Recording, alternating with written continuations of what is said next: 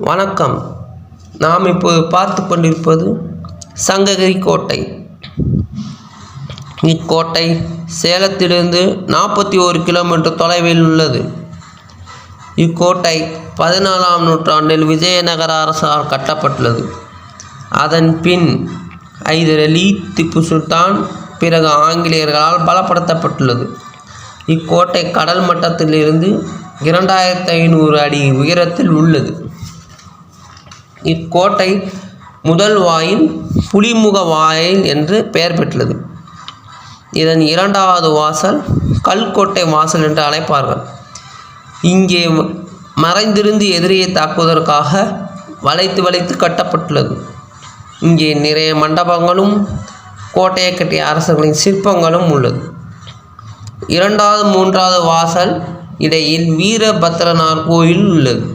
இங்கே பெரிய குளமும் உள்ளது. மூன்றாவது வாசல் கடிகார வாசல், காலத்தை காட்டக்கூடிய வாசல் என்றும் பெயர் பெற்றுள்ளது. மூன்றாவது வாசல் தாண்டி கோயில்கள் உள்ளது. இது மிகவும் பழமையான கோயில், கோட்டை மாரியம்மன் கோயில். இங்கு வரதராச பெருமாளுக்கு ஒரு சன்னதி உள்ளது. நாலாவது வாசல் ரண மண்டபம். இங்கே ஆஞ்சநேயருக்கு சிலை உள்ளது. இந்த மலையின் படிக்கட்டுகள் மொத்தம் 1400 படிக்கட்டுகள் உள்ளது. ஐந்தாவது வாசல் புதுக்கோட்டை வாசல், உண்ணி வெட்டுவன் என்ற மன்னனால் கட்டப்பட்டுள்ளது. ஐந்தாவது வாசல் தாண்டி ஒரு மசூதி ஒன்று உள்ளது. கொய்த் பீர் பள்ளிவாசல் என்று இதற்கு பெயர் உள்ளது. ஆறாவது வாசல் ரொக்குத்திட்டி வாசல். இங்கே சில பாதுகாப்பு வீரர்கள் தங்குவதற்கான அறைகள் உள்ளது. ஏழாவது வாசல் இலைப்பாறும் மண்டபம். இங்கே இடி விழுந்தான் பாறை என்று ஒரு இடம் உள்ளது. இடி விழுந்ததால் இந்த பாறை இரண்டாக பிளந்துள்ளதால் இதற்கு இடி விழுந்தான் பாறை என்றும் அழைக்கப்படுகிறது.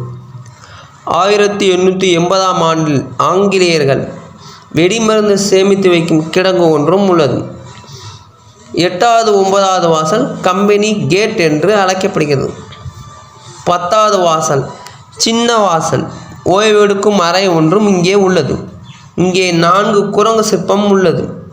எந்த பக்கம் பார்த்தாலும் குரங்கு தெரியும்.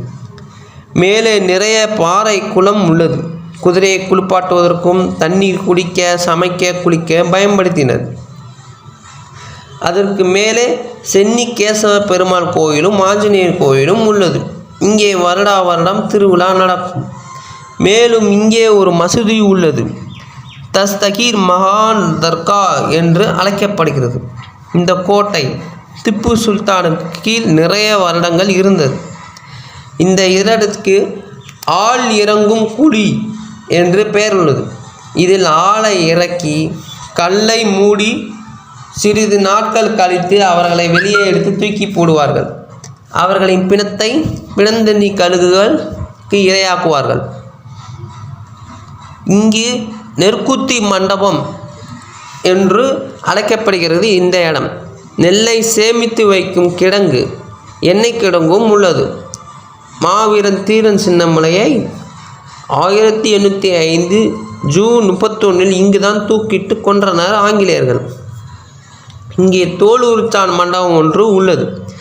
தண்டனைக்குரியவர்களை தோல் உரித்து மேலிருந்து கீழே உருட்டி கொள்வார்கள். இந்த மாதிரி கடுமையான தண்டனைகளும் அக்காலத்தில் இக்கோட்டையில் நடத்தினார்கள். இந்த கோட்டை சங்ககிரி கோட்டை என்று அழைப்பதற்கு சங்கு போன்ற வடிவம் உள்ளதால் இக்கோட்டை சங்ககிரி கோட்டை என்று அழைக்கப்படுகிறது. இங்கே திப்பு சுல்தான் குகை ஒன்று உள்ளது. இந்த குகை சங்ககிரியிலிருந்து மைசூர் வரை 270 கிலோமீட்டர் தூரம் உள்ளது. இக்கோட்டையின் சிறப்பை அறிய நாம் வாழ்க்கையில் ஒரு முறையாவது இக்கோட்டையை பார்த்து ரசிக்க வேண்டும். நன்றி.